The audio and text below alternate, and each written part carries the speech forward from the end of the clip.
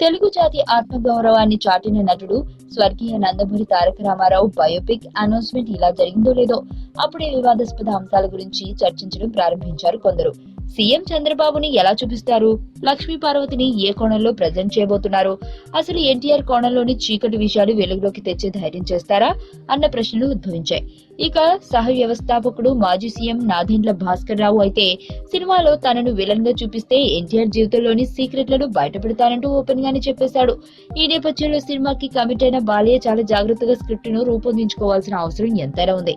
అయితే రాజకీయాల జోలికి పోకుండా కేవలం సినిమాలతోనే సరిపెడితే మంచిదని, ఎలాంటి వివాదాలు చెలరేగవని చెబుతున్నారు కొందరు. ఇక కత్తి మీద సాము లాంటి ఈ కథను డీల్ చేసే సత్తా ఎవరికి ఉందన్న దానిపై ఇప్పుడు అసలు డిస్కషన్. ఈ మేరకు దర్శకుడి రేసులో పలువురి పేర్లు తెరపైకొస్తున్నాయి. అందులో ఒకరు పూరి జగన్నాథ్. ఇంతవరకు బాలయ్యతో పనిచేయని పూరి అయితే రేర్ కాంబోగా ఉంటుందని, పైగా ఈ జనరేషన్ కి తగ్గట్లు కథను రూపొందించడంలో మంచి పనితనం ఉంది కాబట్టి అతనికి అప్పచెప్పేందుకు సిద్ధమయ్యాడని చెప్పుకొచ్చారు. కానీ బయోపిక్ అంటే కథను పూర్తిగా స్టడీ చేయాల్సి ఉంటుంది. 3 నెలల్లో సినిమాను చాపలా చుట్టేసే పూరికి అది కుదరని పని.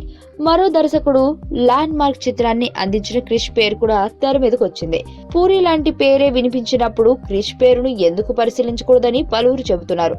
అయితే ఎన్టీఆర్ బయోపిక్ కమర్షియల్ చిత్రంలా కాకుండా రియాలిటీకి దగ్గరగా ఉండాల్సిన అవసరం ఉంది.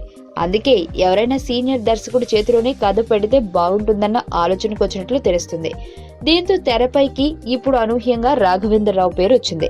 వెటరన్ దర్శకుడు అయిన రాఘవేంద్ర రావు ఎన్టీఆర్, బాలయ్య ఇద్దరితో సినిమాలు తీసిన అనుభవమే కాదు, లెజెండరీ నటుడిని చాలా క్లోజ్ గా పరిశీలించిన వ్యక్తుల్లో ఒకడు. ఆయన ఇమేజ్ ను ఎలా ఎలివేట్ చేయాలో దర్శకేంద్రుడికి బాగా తెలిసి ఉంటుంది. దీనికి తోడు రాఘవేంద్ర రావుకు టీడీపీతో సత్సంబంధాలున్నాయి. అందుకే ఎలాంటి వివాదాలు లేకుండా సినిమాను సరిగ్గా డీల్ చేయగలిగేది ఆయన ఒక్కడేనన్న నిర్ణయానికి వచ్చినట్లు సమాచారం. నమో వెంకటేశ్వర రిటైర్మెంట్ అని ప్రకటించిన రాఘవేంద్రరావు మరోసారి సినిమాకు దర్శకత్వం వహించి రిటైర్ అవుతానని చెప్పిన విషయం తెలిసిందే.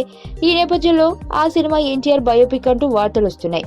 త్వరలో దీనిపై అధికారిక ప్రకటన రావాలని ఆశిద్దాం.